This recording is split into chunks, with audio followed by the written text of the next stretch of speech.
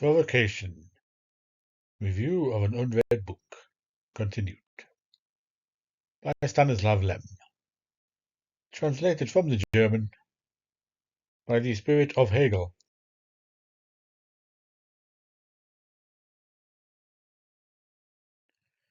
They were either Jews or so-called white Jews, that is, people who were persecuted because of their beliefs that differed from Nazism.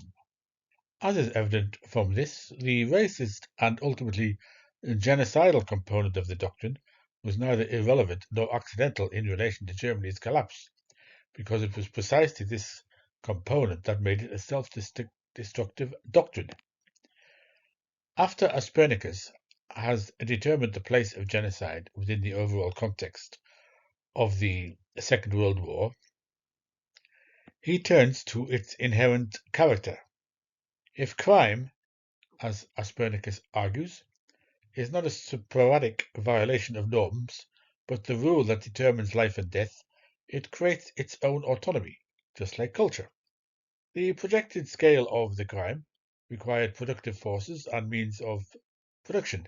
Consequently, it also needed its experts, engineers, and workers as the specialized personnel of death.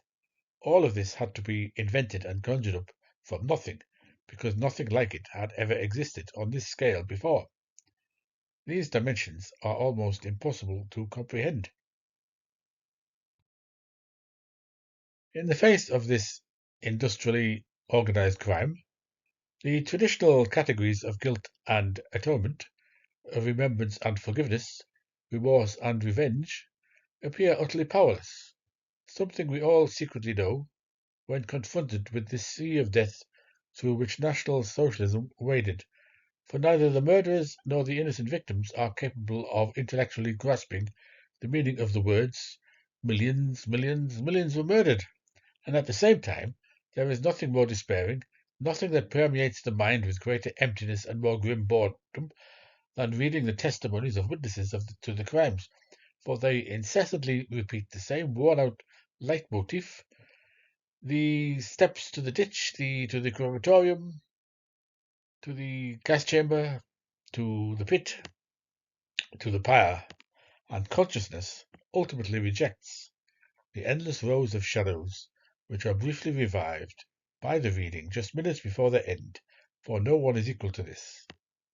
One does not resign oneself out of an inability to feel compassion, but out of total exhaustion, a consequence of the numbing, draining monotony of murder, which, however, should in no perception, be as monstrous, uniform, objective, and boring as observing an assembly line. No, nobody knows what it means that millions of defenseless people have been murdered. The process became a secret, as always happens when humanity does something that overwhelms its physical and conceptual capacity. Nevertheless, one must enter this zone of horror not so much out of respectful remembrance of the victims, but rather out of consideration for the living. The German anthropologist and historian says at this point, "Dear reader, now you run the risk of thinking in well-worn grooves. Anyone who speaks as I do risks being suspected of being a moralist and of wanting to stir up people's consciousness so that they never again find peace, so that culture in its self-defense does not allow the wounds to heal into an insensitive scar, after it has, for reasons of decency, established days of mourning. Thus, the author and preacher wants to reopen old wounds in the hope of thereby preventing new sacrifices. But I'm neither exalted nor pious enough to succumb to such naive enthusiasms." There were three types of reactions among Germans after the defeat. Some, deeply affected in their souls by what their people had done, were of the opinion, like Thomas Mann, that the shame would become a wall separating the Germans from the rest of humanity for 1,000 years. That was the voice of a few, primarily the emigrants. Most tried to distance themselves from the crime, to take refuge in some kind of alibi, by claiming some degree of non-participation, non-solidarity with the murder, or ignorance, and only the honest ones admitted their half-knowledge, paralyzed by horror. In all these voices, the common leitmotif was not "they did not know," They didn't want to. They didn't participate. They couldn't. They weren't able to. Everything was done by someone else. Finally, the minority repented, pleading for forgiveness in acts of remorse and contrition, somehow trying to atone for the injustice, to fraternize with the surviving victims in the equally desperate, honourable, and misguided belief that someone possessed the authority to forgive and grant absolution, as if a person, any individuals, organizations, or a government could mediate between the Germans and their crimes. Incidentally, this noble delusion also spread to some of the surviving victims.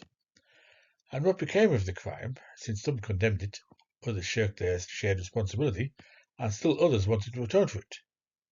The crime was not thoroughly investigated by analytical thinking. Ultimately, it remained unexplored. Death makes all the deceased equal. The victims of the Third Reich exist no more than the Sumerians or Amalekites, but those who died yesterday are the same nothingness as those who died thousands of years ago.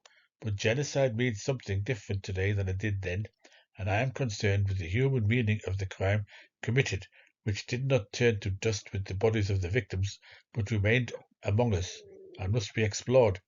Recognizing it is our duty, even if this should prove unsuitable as a means of preventing future crimes, for humanity should know more about itself, its history, and its nature than is convenient and useful for practical matters. Therefore, I appeal not to conscience, but to reason. In the course of his further remarks, Aspernicus addresses the neo-Nazis. If they were to appear before the public with open, undisguised programs, he argues, that would not be surprising today in an era of superliberalism, which displays a complacent indifference towards any excesses and iconoclasm.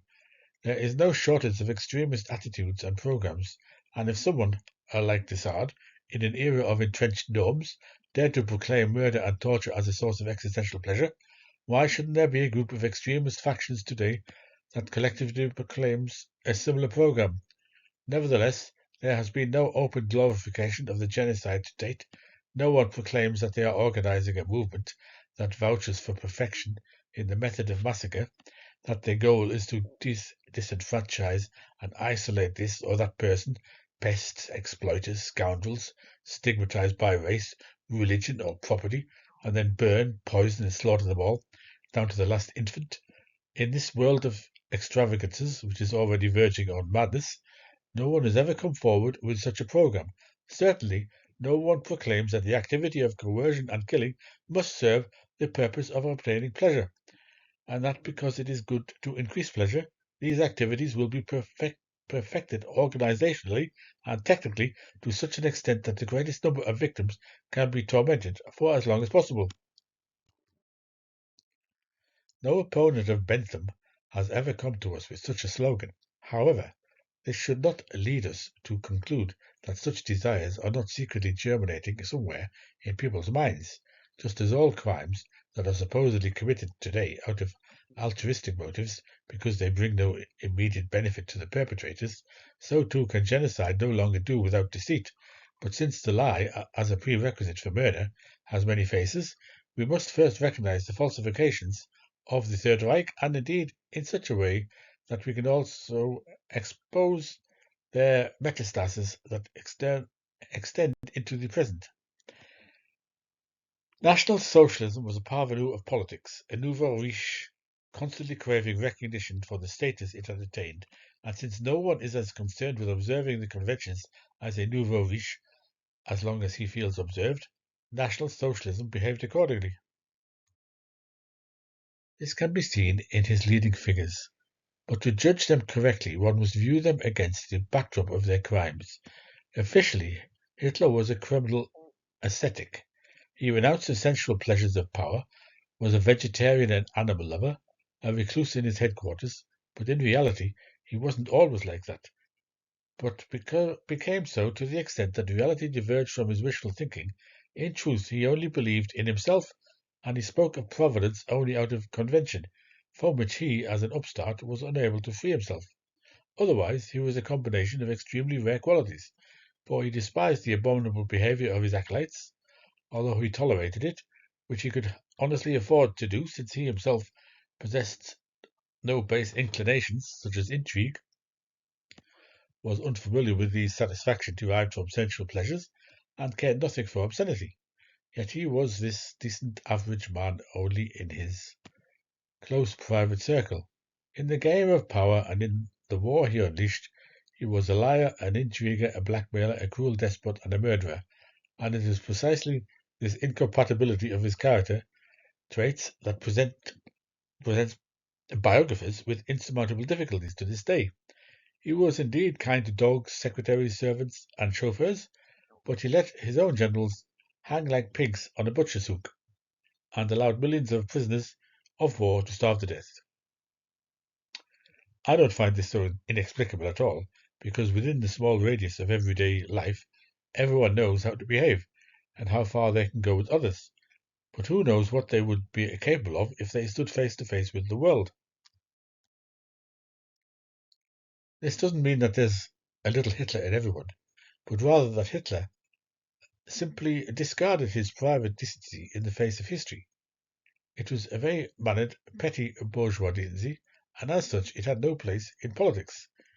Here he was completely unscrupulous, for that decency stemmed from convenience and not from moral principles. He had none of the latter, or he disregarded them in view of his enormous visions, all of which gradually transformed into mountains of corpses. Incidentally, no one has demonstrated this as convincingly as Canetti, Hitler, the Conde de Speer. Himmler was a schoolmaster of crime, but also a self-taught expert in this field, because the subject was a novelty in the school system. He believed in Hitler, in runes, omens, and harbingers, in the harsh necessity of the extermination of the Jews, in the breeding of tall, blond Nordic people, in the fount of life, facilities, in the necessity of acting as an example, so he even condemned a relative to death because it happened that way, and he even visited the death camps, although it made him sick. He wanted to liquidate Heisenberg because he temporarily had the impression that it was necessary for some reason he didn't get around to it. People of his ilk, generally quite dull, cynical, often not even perceiving their own cynicism, from the social lower classes, the eternal fringe groups, devoid of any specific talent, distinguish themselves by nothing, therefore average people, yet unwilling to accept this, unexpectedly received the unheard of opportunity to run amok like never before. For this purpose, they used the respected institutions of a more than 1,000-year-old state, its authorities, courts, laws, buildings, the administrative machinery, hordes of diligent office workers, and iron general staff. From this they fashioned their garments, adorned themselves with gold, and rose so steeply that the murder, once they reached a certain height, transformed into a judgment of historical justice, and acts of robbery became deeds of glory.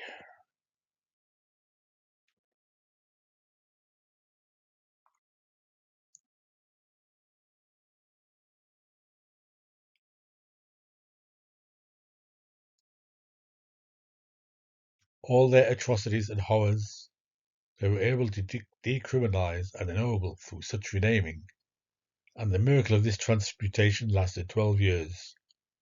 Had National Socialism triumphed, says Aspernicus, it would have risen to become the papacy of genocide, and would have attributed to itself an infallibility in crime that no one in the world could have questioned.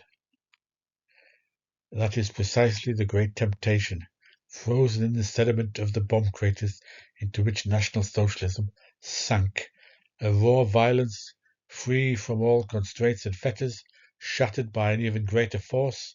There, in the bomb craters, and in the ashes of the crematoria, the shadows of this alluring temptation still lingers, the temptation to accomplish the most monstrous act of which humanity is capable. Not the feverish thrill of assassination, but murder as a legitimate act, as a sacred duty, as a self-sacrificing endeavor, as a title of glory. That is why all bloodless variants of the final solution to the Jewish question had to be excluded.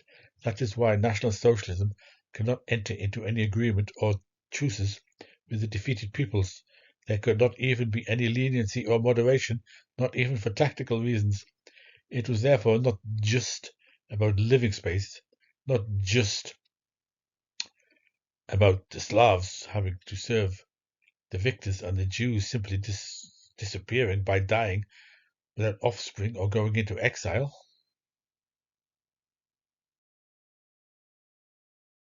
The murder was intended to be an act of state, an instrument of state policy, irreplaceable by any other means, and it became just that. Only the final consequence was missing, the explicit formulation of the platitudes and menacing allusions vaguely contained in the programme, and then practice would have been identical to theory, but that was impossible because of the asymmetry of the relationship between good and evil. Good never invokes evil as its justification, yet evil always cites some good as its motive. Therefore, these statements of honourable utopias are never lacking in concrete details. Hence, in Fourier's utopia, one can find detailed descriptions of institutions such as the phalansteries, but in the orthodox writings of the Nazis, there is nothing about the establishment of extermination camps, gas chambers, crematoria, bone mills, Zyklon B, and phenol. Basically, one could have managed without committing crimes. At least that's what those who today reassure the Germans and the world with books claim, explaining that Hitler didn't know, didn't notice, didn't want to, didn't have time to deal with it, overlooked it, was misunderstood, forgot, neglected it, all sorts of things that were swirling round in his head. But it certainly wasn't murder.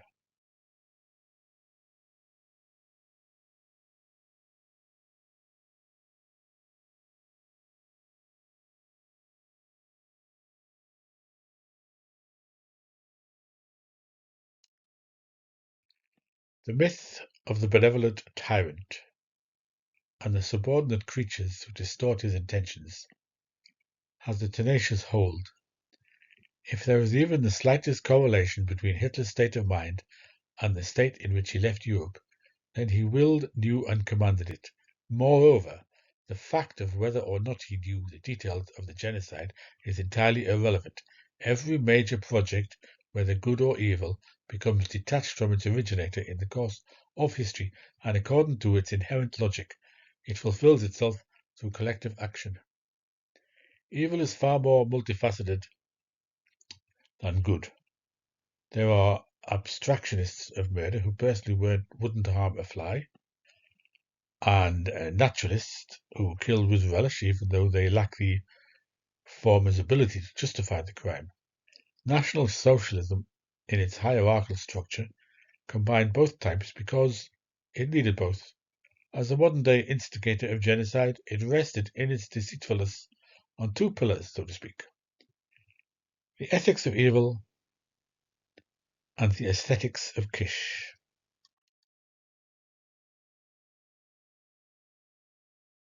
The ethics of evil, as already mentioned, never allows for self-congratulations. In this framework, evil always serves merely as a means to an end, leading to something good. The good may be transparently flimsy, a transparently flimsy pretext, but it must be part of the program. The fascist extermination machine derived perverse pleasure from the depravity of deceit, and it would have been a shame to forego this additional source of gratification. We live in an era of political doctrines. The time when power could exist without them, the time of the pharaohs, tyrants, and Caesars, is irrevocably over. Rule without legitimation is impossible. The doctrine of National Socialism suffered from the outset from its intellectual impotence of its authors. It was vague and nebulous even as a plagiarism, yet psychologically highly effective. Our century knows only good rulers. Good intentions have triumphed throughout the world, at least in declarations. There is no longer a Genghis Khan. No one recommends Attila as God's scourge, but this officially proclaimed goodness is historically enforced. The diametrically opposed desires have certainly remained and are waiting for their opportunity.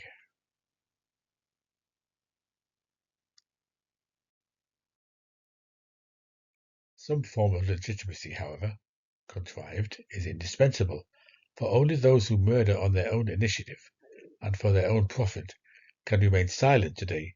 National Socialism provided such legitimacy. Hypocritically, it paid lip service to the official virtues of the world, falsely claiming to be better than its reputation, even though it was far worse than even those in the innermost parties circles admitted. Moreover, theoretical analyses must be as extreme as the executions to which they are dedicated. Half measures are out of place here. In Desart's 120 Days of Sodom, the Marquis de Blangis, addressing the women and children who were to be tortured to death during orgies, struck the same tone a century and a half in advance as the harsh speeches delivered by camp commanders to newly arrived prisoners, for he promised them a harsh fate, but not death, which he only threatened as punishment for transgressions, and did not announce as an already pronounced sentence. Although the Third Reich, in all its practices, pronounced this judgment, nowhere and at no time and in none of its law books is there a paragraph that reads, "Whoever is a Jew shall be punished with death."